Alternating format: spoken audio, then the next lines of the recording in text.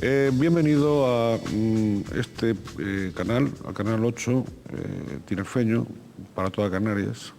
Y bienvenido al programa Directo al Objetivo, a don Fernando Fernández Martín, eurodiputado del Partido Popular, expresidente de Canarias y con una apretada biografía que no la vamos a agotar en esta entrevista, pero que sí aludiremos a alguno de sus rasgos, ¿no?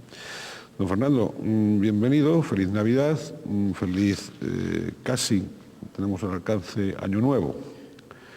En esta entrevista, si le parece a usted bien, apuntaremos a tres de sus horizontes: el médico, el profesional médico, el de sus aficiones incluso de pasada y, por supuesto, el político. Y nos vamos a detener sobre todo en esos escenarios dentro de la política de Canarias y de la Unión Europea y de América. Bueno, habría que empezar, como dice el otro, por el principio. Usted nace hace 60 años en Santa Cruz de la Palma, en la isla de San Miguel de la Palma, la isla bonita. Y esa cuna ha orientado de algún modo su personalidad, ¿o no? El ser palmero, en su caso, también le ha impreso carácter. Bueno, gracias por permitirme estar con ustedes aquí.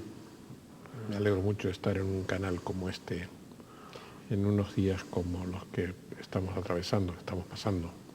Sin duda sí, yo creo que haber nacido en La Palma ha condicionado muchos de los aspectos de mi personalidad humana, ¿no? En muchos aspectos, en el aspecto cultural, en las inquietudes, quizás también en muchas de mis aficiones, y sobre todo, en lo que a mí me parece más digno de señalar en mi vertiente política, el ser palmero me ha permitido ser canario con mayor facilidad. Yo en toda mi ya no muy corta trayectoria política, no me he visto atrapado en esa dialéctica complicada que para los canarios es la mala relación de Tenerife con Gran Canaria, ¿no? De manera que yo soy un palmero que ve a Canarias como algo natural, ¿no? Como 7 islas, como archipiélago. Como 7 islas, sin duda. Yo creo que eso solamente los que estén ciegos pueden dejar de ver que cada isla tiene sus propias peculiaridades. Pero es más fácil para los isleños de las islas menores. Ahora hay un cierto temor a llamar a las islas menores, pero yo, como soy de una isla menor, no tengo ningún complejo en decirlo, ¿no? Claro. Porque para los canarios de las islas menores no nos cuesta ningún esfuerzo sentirnos canarios. Y eso, de alguna manera, yo creo que ha marcado muy claramente buena parte de mi proyección política en las islas y en Europa. Bien, lo iremos viendo. Usted se licencia en Medicina y Cirugía por la Universidad de Navarra. Se especializa, se doctora. Somos alumnos ambos ambos somos exalumnos de la Universidad de Navarra. De la Universidad de Navarra. Usted en Medicina y yo en Periodismo. Se licencia en esa facultad de Medicina, de gran prestigio, por cierto. También después hace el doctorado, se especializa en neurología en el Hospital de San Pablo, de la Santa Cruz y San Pablo de Barcelona, y en el Hospital Salpietre de la Cátedra Charcot de París. Bueno, por lo tanto, usted ha pasado por unos centros, digamos, en esa formación médica, unos centros, digamos, de primer rango, ¿no? ¿A qué maestros reconoce usted y por qué? ¿A quién considera maestro dentro de la medicina? Sin duda a don Eduardo Ortiz de Landázuri, de quien aprendí sobre todo a ser médico. Don Eduardo fue un poco el padre y el tutor de todos los que en la época en que yo llegué a Navarra.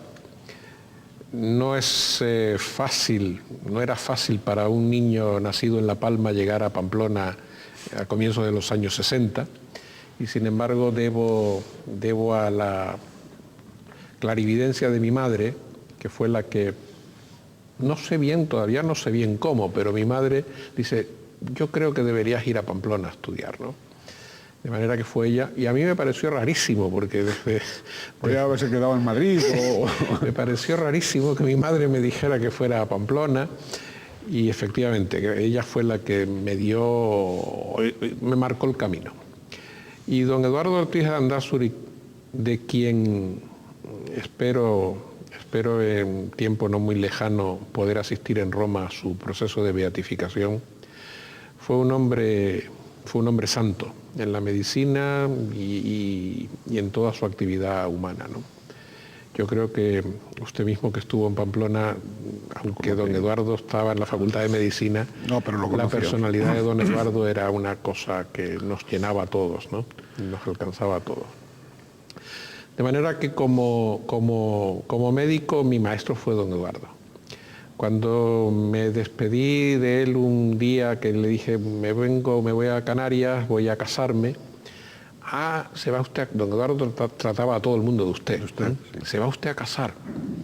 Usted ya sabe que las mujeres pueden ser mujeres corcho o mujeres plomo. ¿Cómo? Y yo dije, ¿cómo es eso, don Eduardo? Dice, bueno, las mujeres, usted mire a Laurita, que era su esposa. Laurita a mí siempre me ha hecho flotar. Yo llevo debajo de mí a Laurita, que me ha hecho flotar como un corcho, ¿no?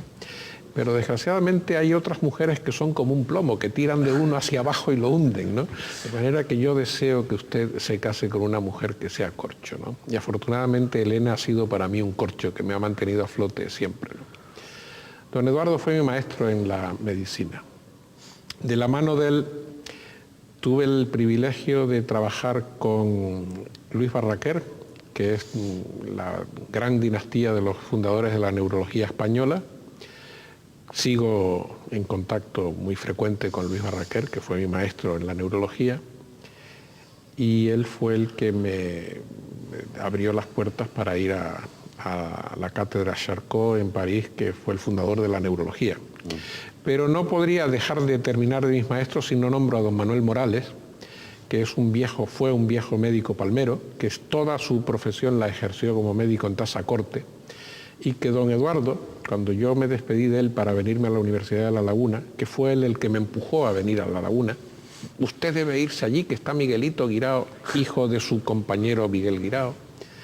Yo he hablado con Miguelito, váyase usted allí, pero no deje de ir a ver al doctor Morales, que es un hombre del que usted... Y efectivamente, don Manuel Morales, que era un médico general de pueblo, es un médico que cuando murió en el año 84-85, toda La Palma vivió ese duelo como la muerte de uno de los palmeros más privilegiados, ¿no? De los grandes palmeros, de las grandes personas que ha dado de sí y que da la isla de La Palma. Vamos a ver, la neurología, díganoslo usted, yo sé que esto...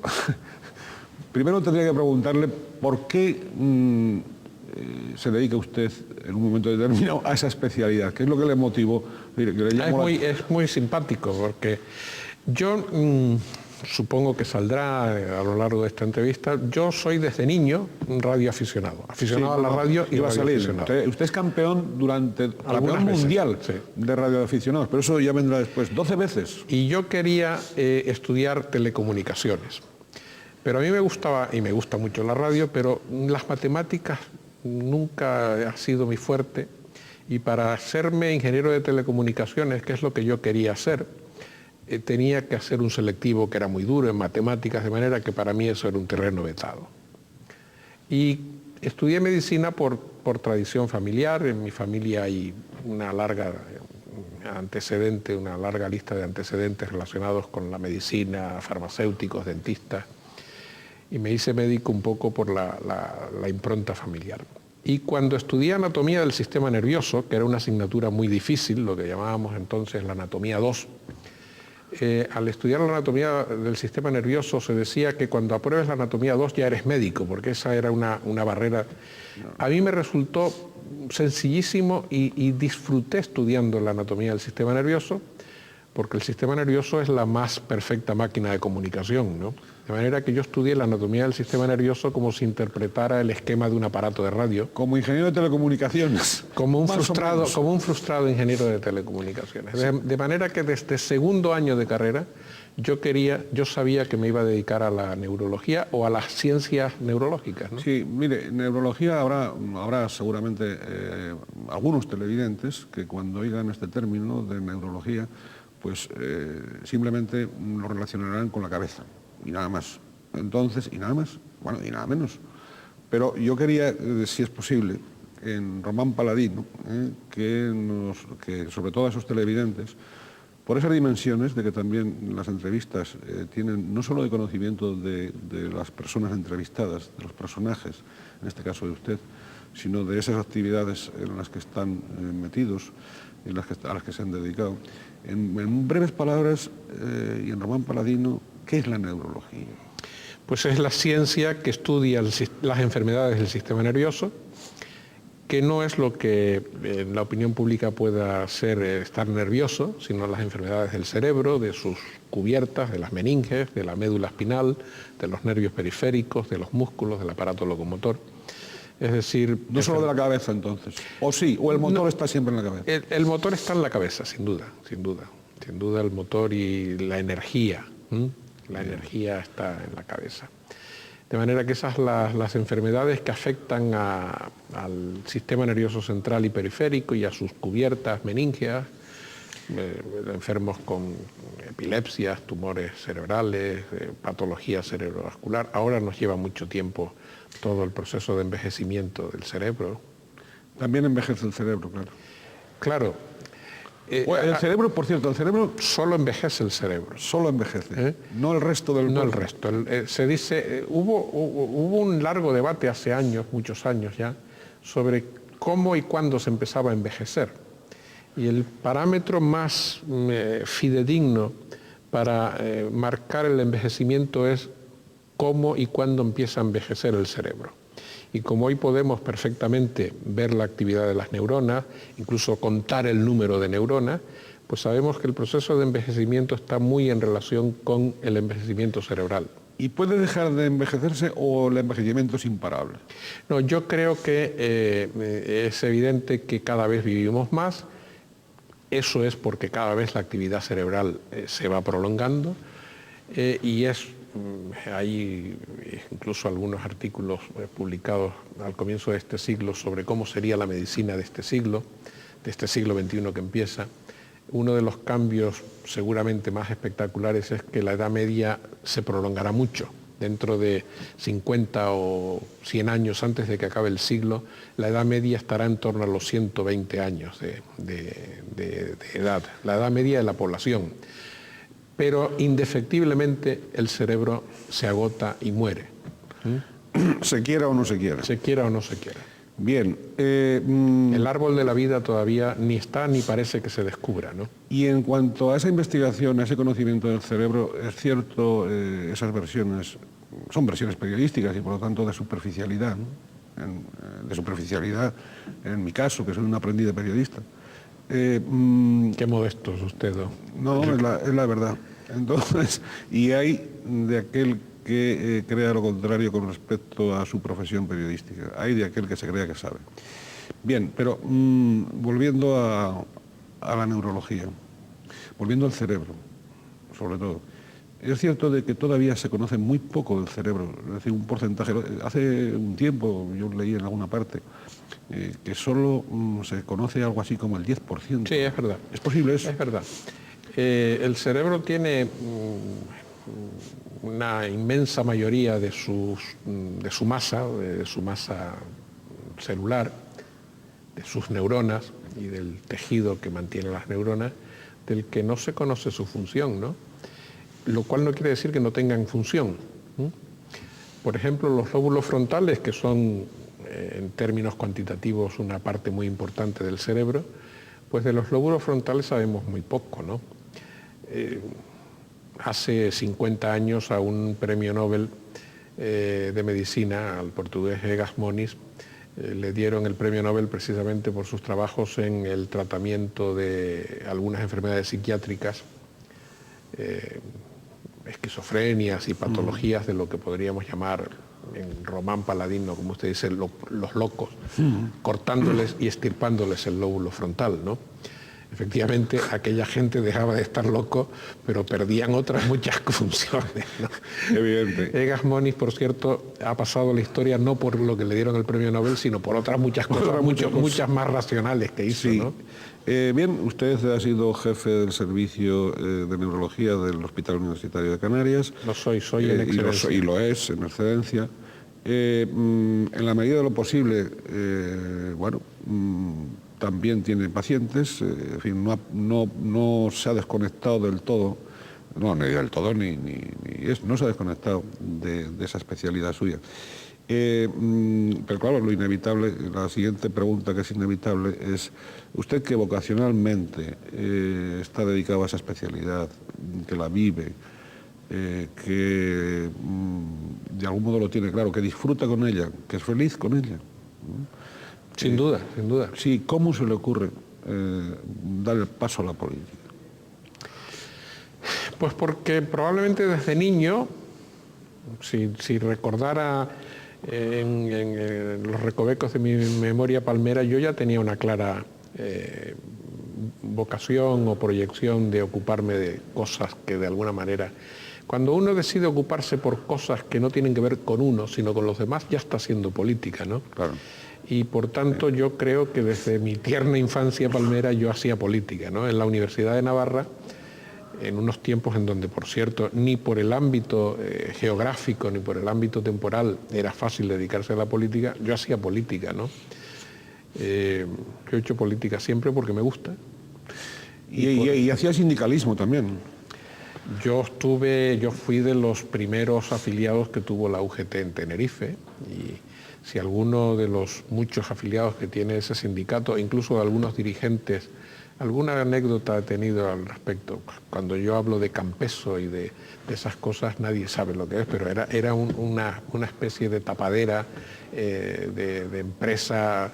Campeso era Canarias PSOE, ¿no? Que estaba ahí por la avenida General Mola, en donde el viejo Partido Socialista estaba en una planta y la UGT, estoy hablando en el tardofranquismo, ¿no? Todavía sin legalizar los partidos políticos y todavía sin legalizar las centrales sindicales. Sin duda. Estamos hablando del año 74 o 75. Sí. Y yo me sigo sintiendo UGTista. ¿Se siente? No, claro, ¿y por qué no? Sigo teniendo mi carnet de la UGT, aunque no me pasan al cobro las cuotas. No lo cobran las cuotas. Bueno, verdaderamente usted es un hombre que no es un hombre, digamos, no es un hombre de una sola ocupación. Siempre tiende... No sé si eso es bueno o malo. Pero... No, es una descripción objetiva, más o menos. Sí, entonces, es decir, también tiende a la brillantez, sin aspavientos, esto hay que decirlo, ¿no?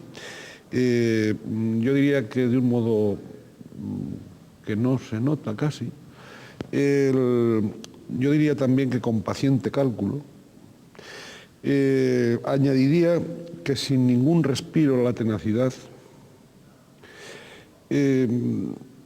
Incluso saca tiempo para convertirse eso en campeón 12 veces de radioaficionados, ¿no? Campeón mundial, es decir, no de Canarias, no de Europa, no de España, no, mundial. Es medalla de oro y además miembro de la Orden de Mérito de las Telecomunicaciones, ¿no? Eso es que, a ver, ¿cómo se lo planteo? ¿Desde cuándo le llevan de cabeza las telecomunicaciones? ¿También desde niño? ¿O no? Sí. Mis primeros recuerdos de la infancia tienen que ver ayudando a mi padre a instalar una antena. De manera que... Antena de radio, obviamente. Una antena de radio, sí. Porque la televisión... Y a mí me salieron los dientes con un micrófono delante, ¿no? Hablamos para muchos de los televidentes, no de antena de televisión, de radio. Que todavía no existía. Todavía no existía. Sino de radio. No, ¿Y ya empezó usted a tener emisora? ¿Desde cuándo empieza a tener una emisora de radio? Mi padre es un radioaficionado desde la Guerra Civil Española, ¿no? Desde aquellos tiempos. Por tanto, yo nací en el año 43, mis primeros recuerdos pueden ser del año 45, 46, que es cuando los niños empezamos a tener, a los 2, 3 años empezamos a tener algunos recuerdos muy primarios, muy simples. Yo ya los relaciono con eso. ¿En Santa Cruz de la Palma? En Santa Cruz de la Santa Palma. Cruz de la Palma, que es, por un lado, ciudad recoleta, por lo tanto, pues ciudad, yo diría que apacible. Por otro Sí. lado, es ciudad abierta, por ciudad universal.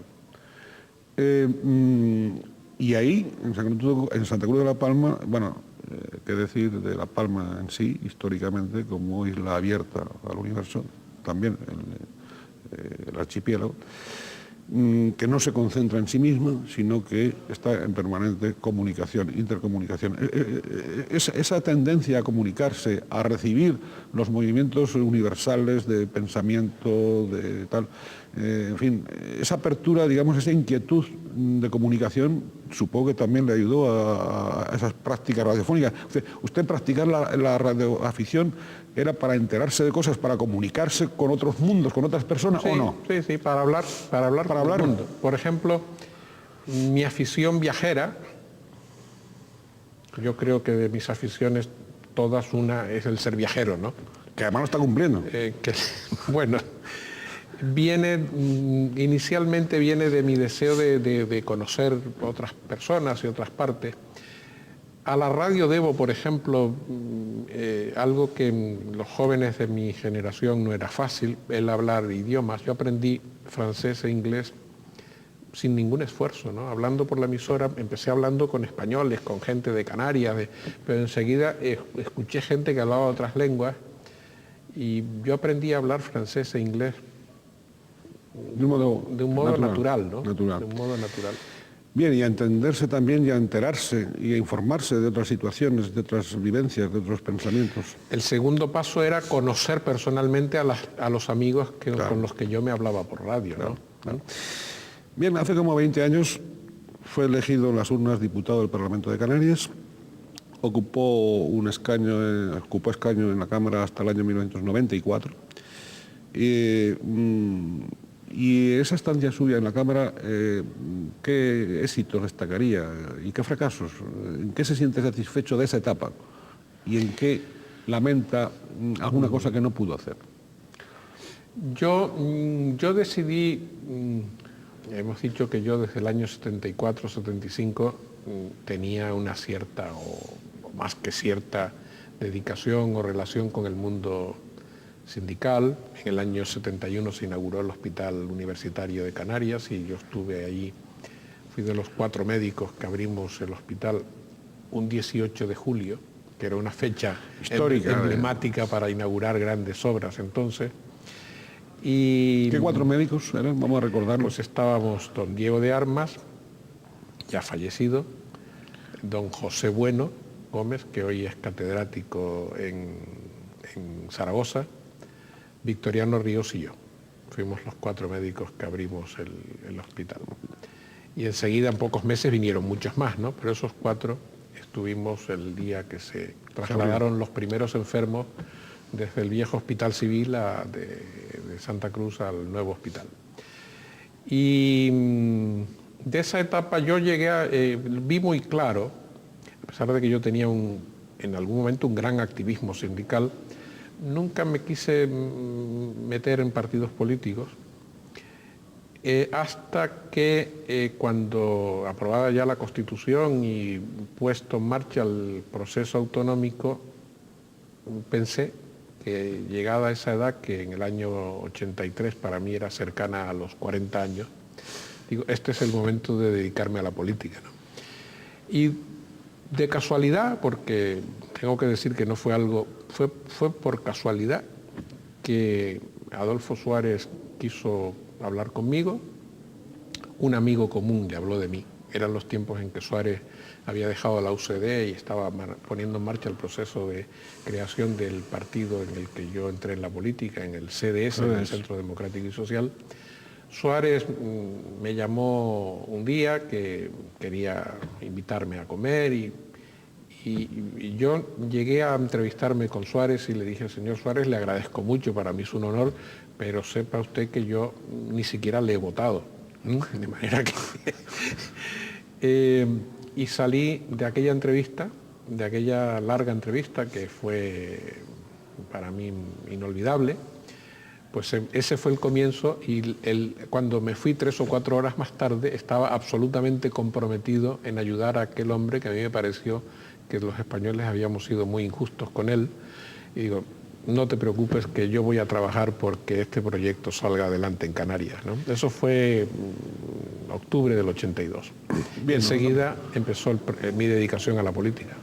La política, y en ese Parlamento pues hace cosas, tiene iniciativas. Yo tengo que, y después en su etapa presidencial, que ahora hablaremos, yo sí tengo que expresar el agradecimiento, modesto agradecimiento por mi parte, pero agradecimiento que tendríamos que hacer muchos periodistas en Canarias, a don Fernando Fernández y a ese partido suyo de entonces, porque fueron los iniciadores del apoyo a la creación de la Facultad de Ciencias de la Información de nuestra Universidad de La Laguna. Las iniciativas parlamentarias partieron de él y de su grupo.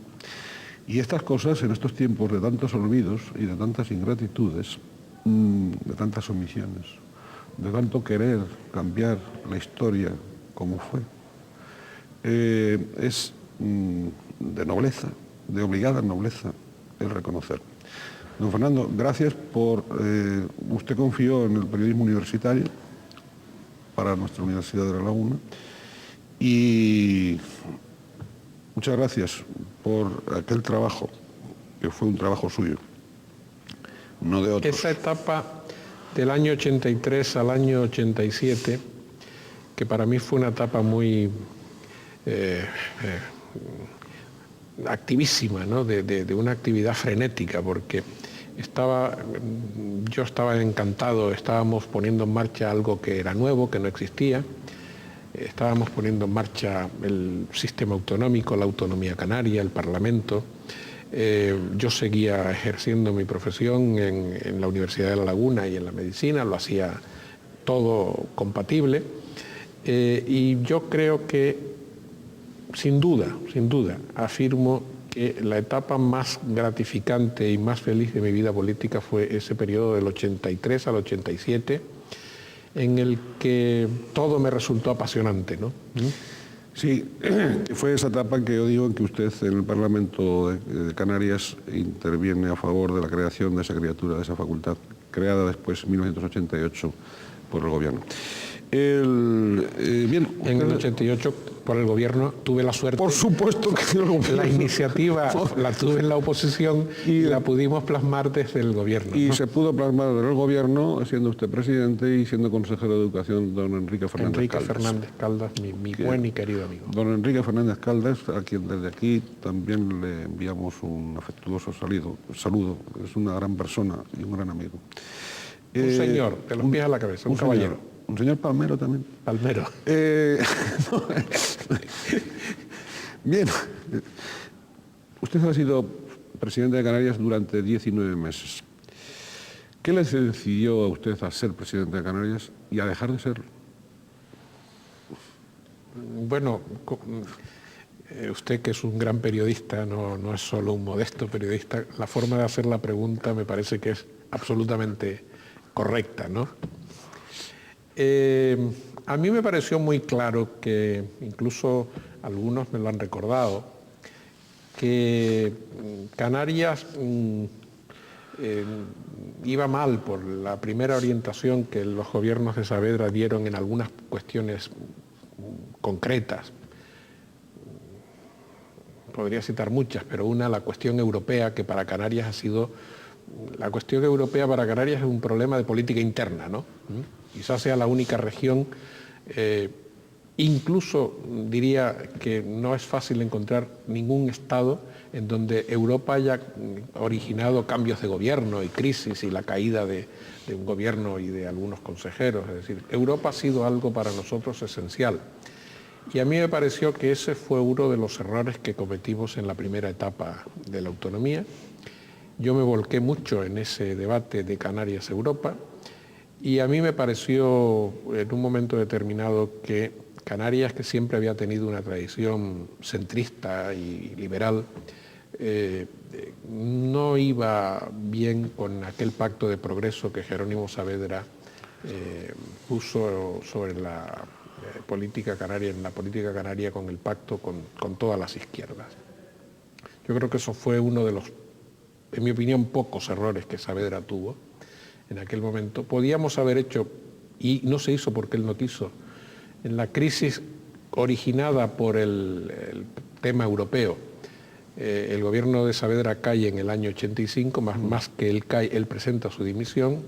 Nosotros manifestamos desde el CDS la disposición para entrar en aquel gobierno, y él tenía muy claro, para mí hoy, y aparte que lo hemos hablado, cuando él abre la crisis con su dimisión, él ya quería volver con un pacto no de centro-izquierda, sino con un pacto de izquierda, que quería presentarlo, según supe después, por ejemplo, con Alfonso Guerra, que era opuesto. Alfonso Guerra defendía un pacto de centro-izquierda del PSOE con el CDS en Canarias, y sin embargo Jerónimo insistió en hacer un pacto de izquierdas que era modélico y que era contrario a la oposición, a la dirección del Partido Socialista en aquellos tiempos en España. Estoy hablando hace 20 años.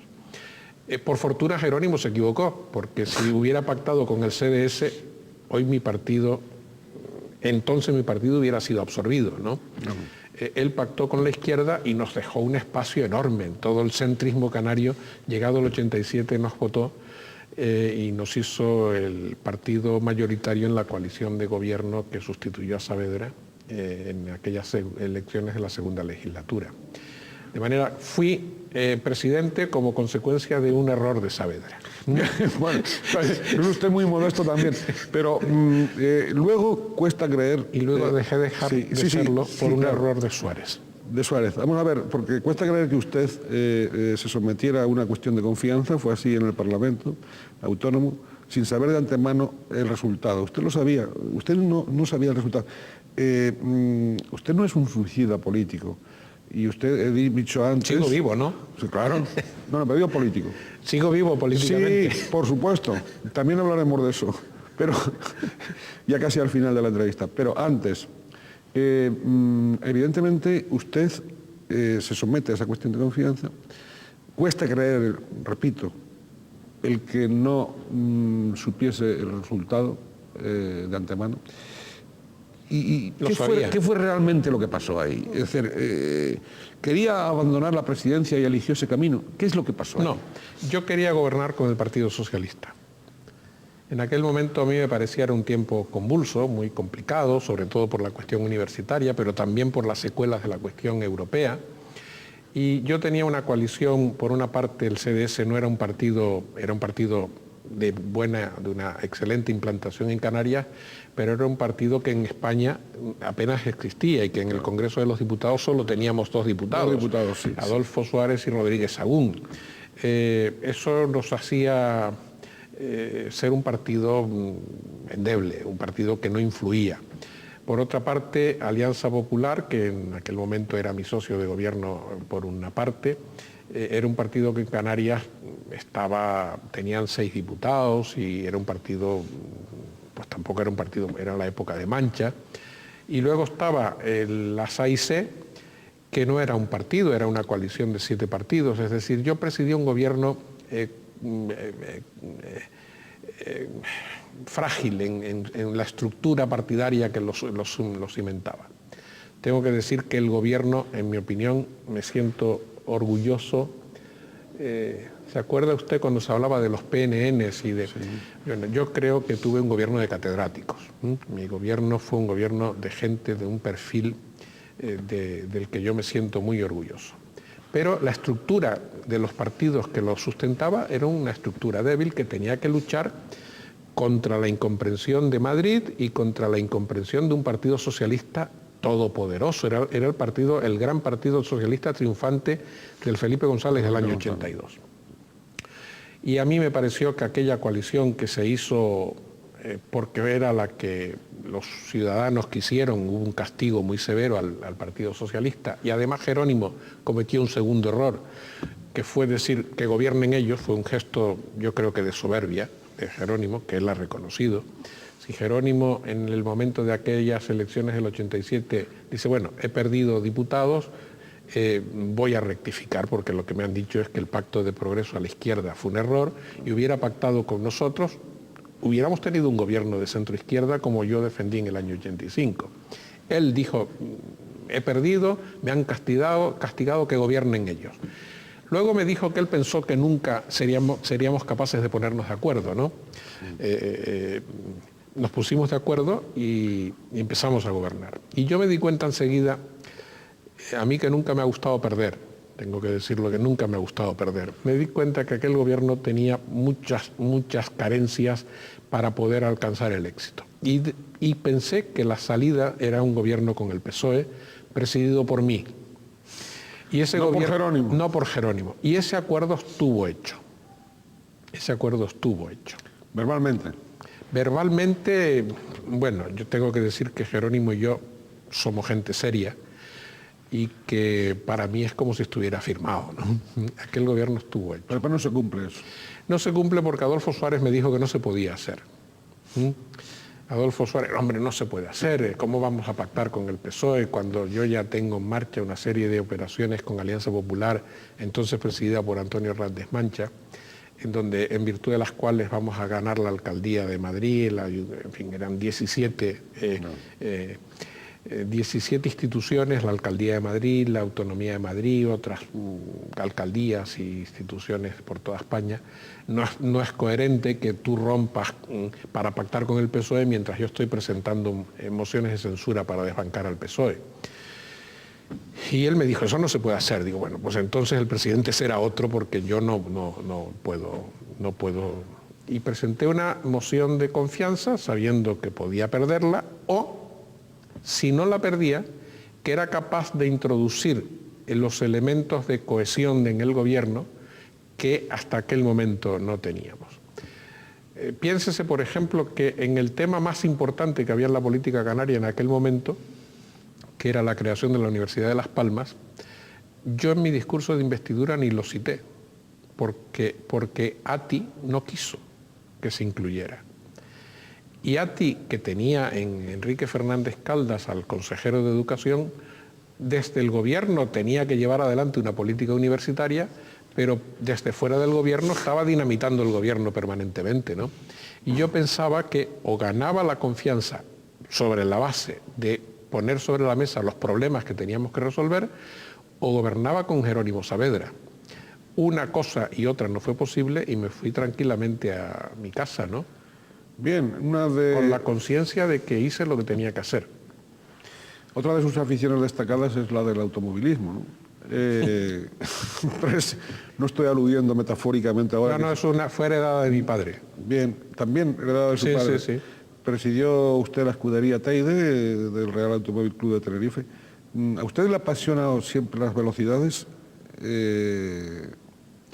No, yo me gusta correr con los coches. Nunca me han multado porque he tenido mucha suerte, porque la verdad es que... Pero no, yo creo que, usted lo dijo antes, no, yo creo que en la vida no es importante correr mucho, sino lo importante es llegar. Por tanto, yo soy más partidario del trabajo, del orden, de la organización, de la tenacidad a la que usted hizo alusión, que del ir corriendo. En general, cuando se corre mucho uno tiene muchos riesgos, ¿no? Es mejor ir a buena marcha, pero constante. Constante, bien, y con carburante en el motor. Oiga, un presidente de Canarias puede gobernar, en efecto, la comunidad autónoma, o son otros poderes fácticos los que, en ocasiones, no siempre, mandan sobre la voluntad del presidente. Yo goberné, y algunos de los problemas que tuve fue porque no me plegué a algunos poderes fácticos. Por ejemplo, una de las decisiones que puse en marcha fue la de la integración de Canarias en Europa, y tuve muchas presiones en contra. Para no adoptar la fórmula que adoptamos, que es en la que estamos. E incluso supongo que sería por parte de algunos importadores, etcétera. No me haga... Ha pasado ya mucho tiempo y la memoria... Esa desgaste del Alzheimer que usted aludía al principio me ha hecho olvidar de algunas. Pero en fin, tuve muchas presiones. Sin embargo, hicimos lo que yo me pareció que era lo que había que hacer y hoy no hay nadie en Canarias que nos diga que hicimos las cosas bien hechas, ¿no? Y otras decisiones que no trascendieron tanto, por ejemplo, tomamos decisiones estratégicas de larguísimo alcance como es la energía. El debate sobre dónde se situaban las grandes centrales térmicas de Canarias, en el sur de Tenerife y en el sur de Gran Canaria.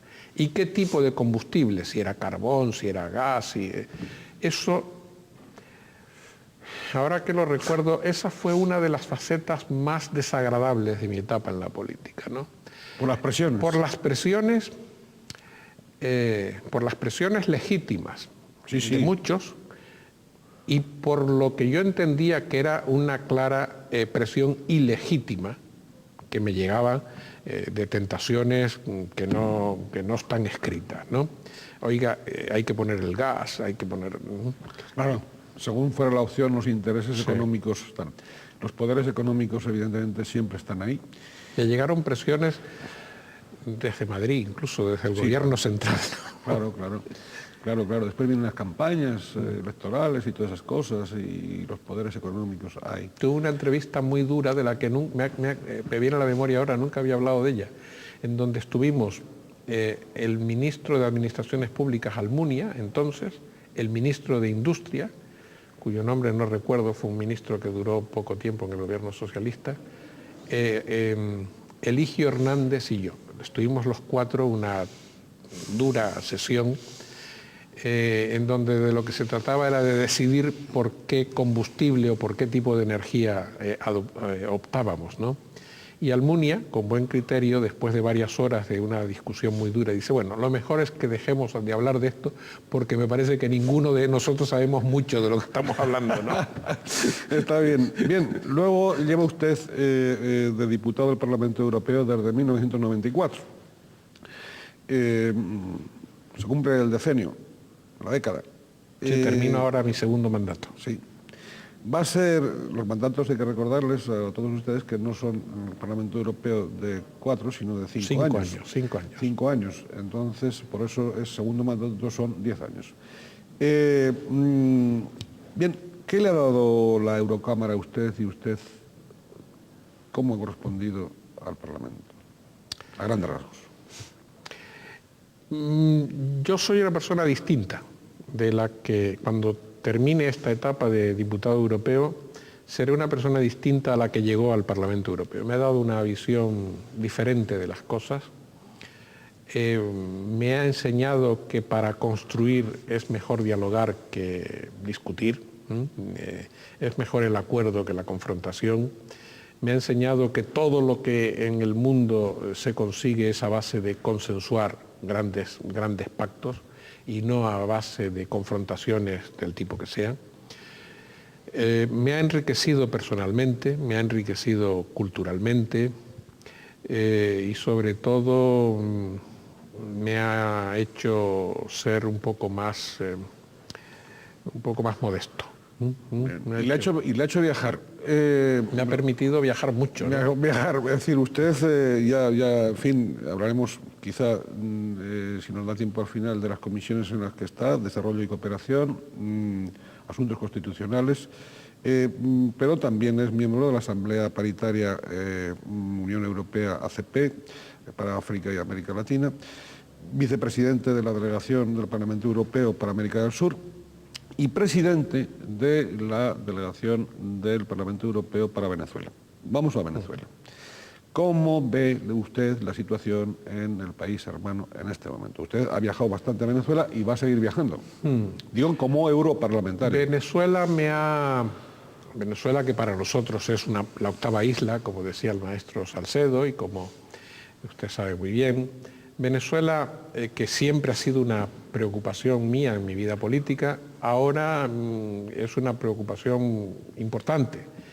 Seguramente en el orden de mis prioridades, en este momento la prioritaria. Presido la delegación ad hoc que el Parlamento Europeo creó para Venezuela y tengo una relación casi diaria y sin duda varias veces semanales de diálogo con las autoridades venezolanas, con nuestros embajadores de la Unión Europea y de los países de los Estados miembros, con los embajadores de Venezuela y de otros países.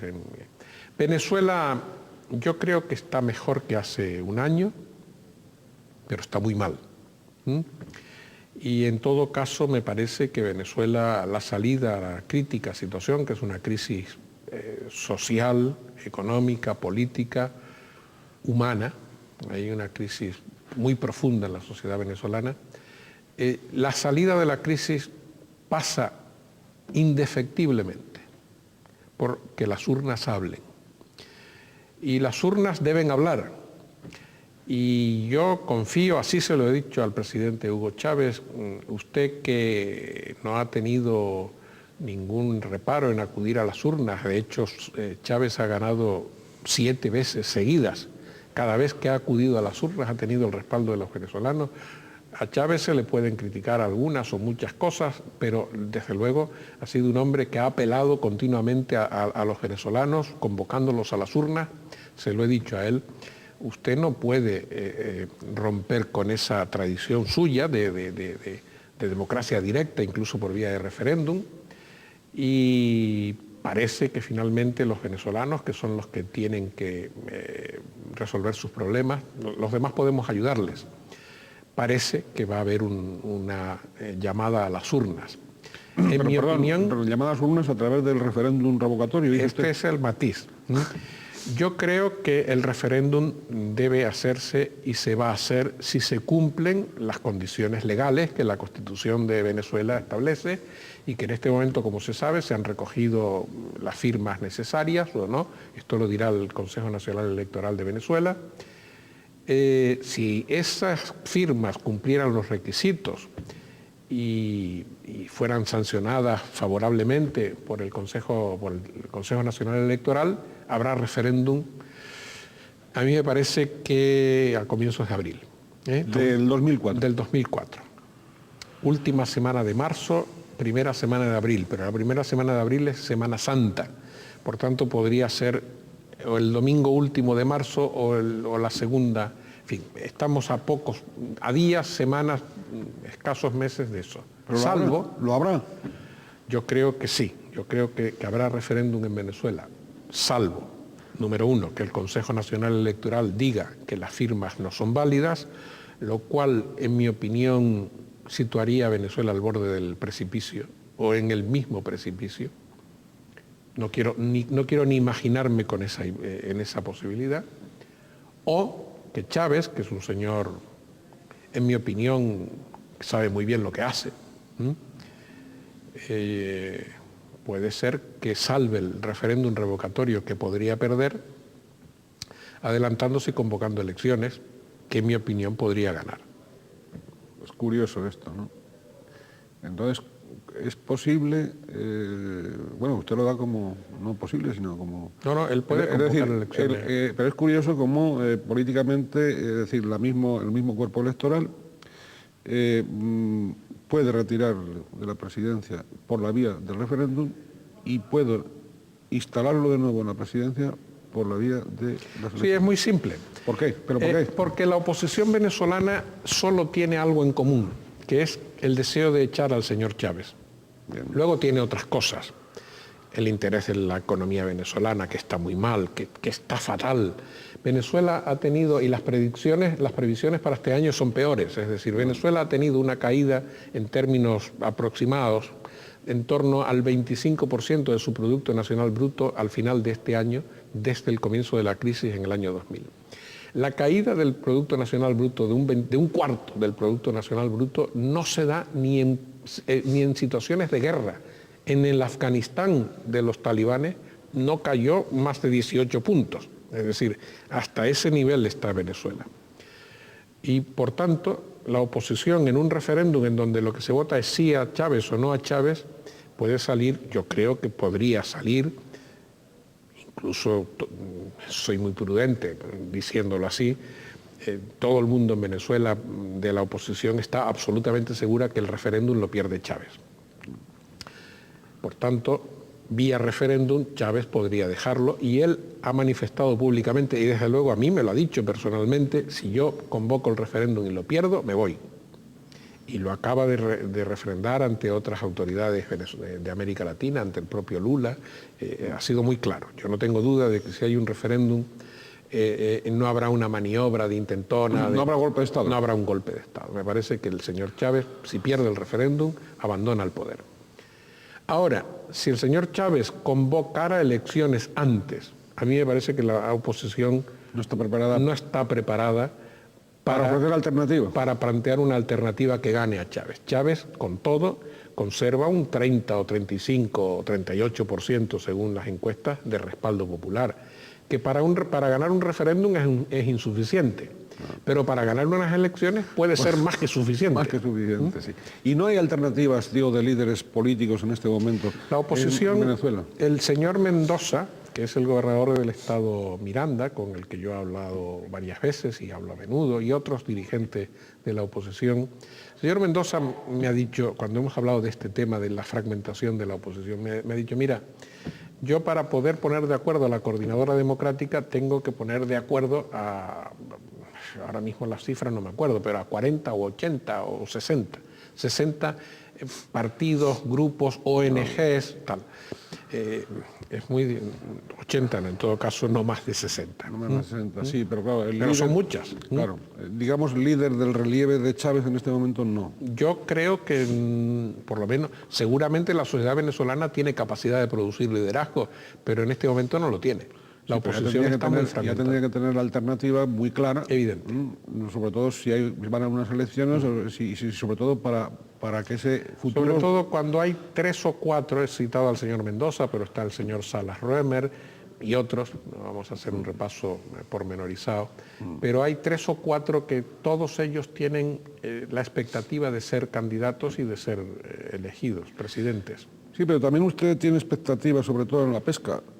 Otra de sus aficiones es la pesca. En la manera de que he viajado mucho en barco y que me gustan los barcos, pues estar mucho tiempo en la mar hace que uno se aficione a la pesca, sí. ¿Pesca desde el barco o pesca submarina? Antes hacía pesca submarina, últimamente desde el barco, y últimamente la verdad es que como viajo más en avión que en barco, tengo... Desde el avión no puede pescar. Bueno, también se pueden pescar muchas cosas. Se pueden pescar, horizontes. Por cierto, hablando de horizontes, ¿va a seguir usted de europarlamentario a partir del 2004? ¿O tal como ha llegado a nuestras fuentes, digamos, ciertas fuentes nos han indicado que también es posible que usted vuelva, no es porque se haya ido, pero se dedique de un modo más directo al Parlamento del Estado, por Canarias? No, mire, en este momento... o bien como diputado o bien como senador. ¿Cómo está la situación, don Fernando? En este momento, con toda franqueza, mi partido no ha tomado ninguna decisión al respecto. Por tanto, todo lo que se diga es una especulación. No hay una decisión sobre quién estará en las listas al Congreso de Diputados. Ayer tuvimos una cena con el presidente Aznar, todos sus diputados y senadores y diputados europeos incluidos, y con Mariano Rajoy. En todo caso, es seguro que no va a haber grandes cambios, que no va a haber apenas cambios. Por tanto, yo lo que puedo adelantar es que en las listas en Tenerife no habrá más que los cambios absolutamente imprescindibles.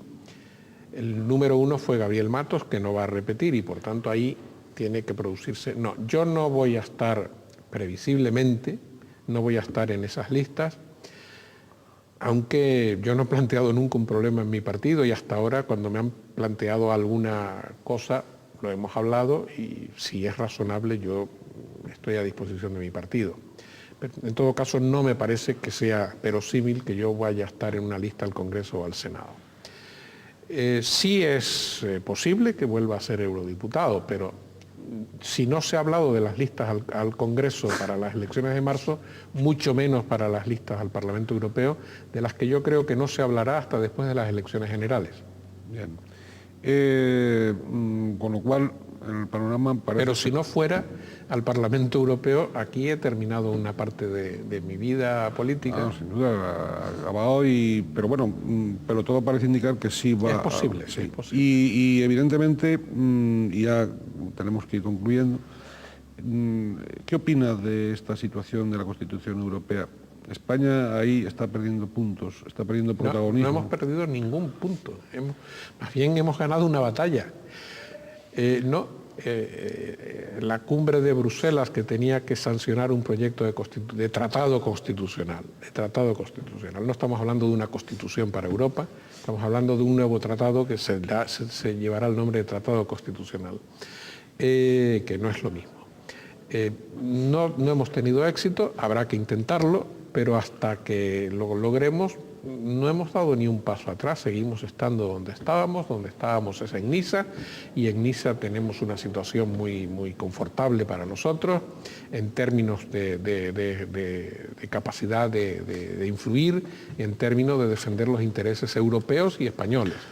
Y yo creo que creo que estamos en la obligación de intentar corregir el no éxito que hubo en Bruselas hace pocos días, y que en todo caso tendremos un nuevo tratado constitucional.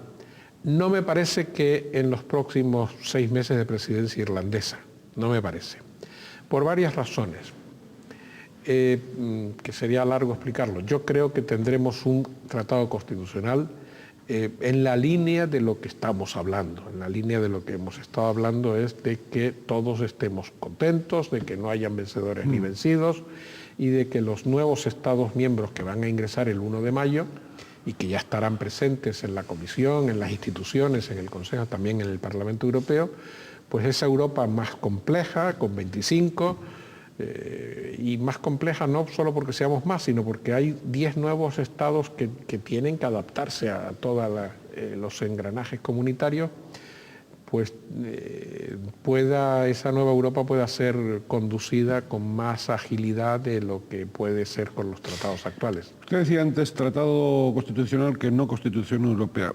¿Cuál es la diferencia? Bueno, lo que vamos a firmar es un tratado entre Estados, que vamos a llamar, igual que llamamos el Tratado de Ámsterdam, el Tratado de Roma, el Tratado Fundacional. Pero de hecho de ahí va a salir una Constitución. No se van a sustituir las constituciones nacionales.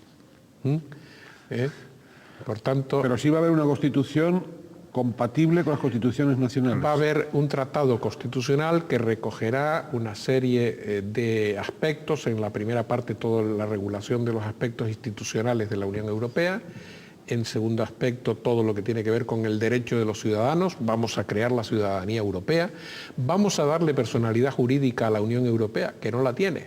¿No la tiene? No la tiene. La Unión Europea es algo de la que todos hablamos, pero cuando yo viajo por ahí me recibe el embajador de la Comisión de la Comunidad Económica Europea, de la CE. Porque la Unión Europea como unidad, como ente supranacional, político, económico y social, no tiene personalidad jurídica. Eso lo vamos a dotar también con el Tratado Constitucional. Y en un tercer aspecto desarrollaremos todas las políticas horizontales, en donde estará incluido la región ultraperiférica de Canarias y las demás también, claro. Claro, los estados no van a perder protagonismo, o sí ya en beneficio del conjunto y de las comunidades autónomas. Es evidente que los estados han hecho voluntariamente una cesión de soberanía en algunas cuestiones, la moneda, por ejemplo, trascendentales, ¿no? Pero esa cesión de soberanía no será para acabar con los estados, más bien el papel de los estados ha sido, es y en mi opinión seguirá siendo fundamental, la columna vertebral de la Europa del futuro. ¿Y el Parlamento Europeo será más Parlamento? El Parlamento tiene ya ahora, en mi opinión, casi todas las... Casi todas. Sí, porque hay algo que todavía podríamos tener más, pero aprobamos el presupuesto, somos la autoridad presupuestaria. Bien. Lo acabó Sí, ya es buen comienzo. Por cierto, que es un presupuesto que se ha... Se acaba de aprobar. Sí, sí, pero que ha habido ahí sus más y sus menos, en el sentido de que el señor Prodi me parece que les ha venido a decir que si, ante determinados países, que si quieren reducir el presupuesto tendrán que empezar a decir qué tipo de servicios se eliminan. Y qué Europa se suprime. Y qué Europa se suprime. Sí, sí. No, yo creo que eso ha sido un cabreo de algunos, del señor Chirac, que me parece que no está siendo la persona más afortunada del actual panorama político europeo. Pero no, yo creo que eso es una boutade, que dirían los franceses, ¿no? Sí, sí. Yo creo que vamos a tener un Parlamento con todas las características de un Parlamento. Quizás la única cosa que yo creo que no es posible por hoy es que el Parlamento elija, que los ciudadanos europeos elijan a un presidente de Europa, que debería ser sometido a un debate de investidura por el Parlamento Europeo. A mí me parece que las opiniones públicas de cada uno de los Estados miembros, yo no me imagino a un británico votando a un alemán o a un francés. No. Y por Más tanto, bien no. Más bien no. Bueno, esas cosas, y mucho menos a un francés votando a un español, por ejemplo. Tampoco. Por tanto, yo creo que esa es una carencia que no tendrá el Parlamento, es decir, la de elegir, que los ciudadanos cuando eligen a sus diputados, los ciudadanos europeos, cuando eligen a sus diputados para el Parlamento Europeo, sepan que entre ellos están eligiendo a un presidente de la futura Comisión Europea, eso no lo vamos a tener. Yo creo que mucho tiempo, y no sé si lo tendremos alguna vez. Por lo demás tenemos casi todo, es decir, aprobamos el presupuesto, somos la autoridad presupuestaria. No es que aprobemos el presupuesto, somos la autoridad presupuestaria, es el Parlamento el que establece el presupuesto dentro de un marco económico y financiero que nos viene dado de los gobiernos. Y tenemos la capacidad de remover, por ejemplo, ya hemos ejercido la caída de la anterior comisión presidida por el señor Santer, no hubo una moción de censura porque Santer dimitió antes, ¿no? Tenemos capacidad de control, tenemos capacidad legislativa, es decir, tenemos muchas cosas, pero el Parlamento Europeo no es un Parlamento nacional. Bien, tengo que concluir casi con una pregunta que no es pregunta trampa, ni muchísimo menos, como usted sabe, no es mi estilo. Pero sí que hago casi siempre a nuestros eurodiputados, también a usted se lo ha hecho en otras ocasiones, y es si nuestro gobierno autónomo los utiliza más a los eurodiputados canarios en las instancias parlamentarias, comunitarias, etcétera. Si aprovechan ese valor humano y político de tener a canarios destacados en esas instituciones europeas, me refiero al gobierno autónomo, y con esto no estoy tratando de romper ningún pacto, ni de interferir las relaciones de su partido con Coalición Canaria, ni muchísimo menos, sino si han cambiado un poco, porque ha sido tradicional que nuestros gobiernos autónomos no han tirado lo suficiente en Europa, en Bruselas, no han tirado lo suficiente de esos eurodiputados canarios, ¿no? ¿Ha variado la situación o seguimos en las mismas? Yo no puedo hablar de todos los eurodiputados porque no sé cuál es la situación. Usted, su situación. A mí personalmente, con Adán Martín, tanto en su etapa de vicepresidente en la anterior legislatura, como ahora como presidente, nuestra relación es excelente, fluida, nos coordinamos cada vez que yo necesito ayuda del gobierno de Canarias en términos de información me la dan, o cuando el gobierno considera que yo debo tomar alguna iniciativa, me la pide, es decir, eso ha funcionado bien con Adán Martín como vicepresidente y con Adán Martín como presidente con más razón. Con el anterior me parece que lo mejor que puedo hacer es callarme, ¿no? Porque no dadas las fechas en que estamos navideñas, lo mejor que podemos hacer es pasar la página. Bien, pues tiene usted muchas páginas publicadas, tiene muchas publicaciones, no hemos hecho alusión a esa otra dimensión, a ese otro horizonte de don Fernando Martín. Estoy a punto de sacar mi próximo libro, que son unas crónicas de Hispanoamérica. Bien, lo esperaremos. Él ha publicado libros relacionados con la política, relacionados también con su profesión de neurólogo, de especialista, por lo tanto tiene una abundancia, es decir, escribe, lo que ve lo escribe. Entonces, y esto es muy importante porque es dejar para el futuro señas y dejar enseñanzas. Vamos a agradecerle a don Fernando Fernández, expresidente de Canarias, eurodiputado, y sobre todo persona que a caballo entre el siglo XX y XXI, dentro y fuera de Canarias, ha representado a esta tierra, la representa a España, pues con esa dignidad, con esa altura de miras, con esa honradez, que están ahí, a pesar de que hay algunos medios y algunos llamados periodistas, cuya obsesión parece ser que es combatir a la política y combatir a los políticos, ¿no? Hay, como en todas las profesiones, en la política, garbanzos negros, pero lo que más abundan, y hay de nosotros si no fuese así, lo que más abundan son pues, las personas normales, las personas solidarias, las personas honradas. Estamos en estas fechas de comienzo del 2004, vamos a desearles a todos ustedes un 2004 mejor, siempre mejor, y siempre de ayuda a los demás y de ayuda a los que más lo necesitan.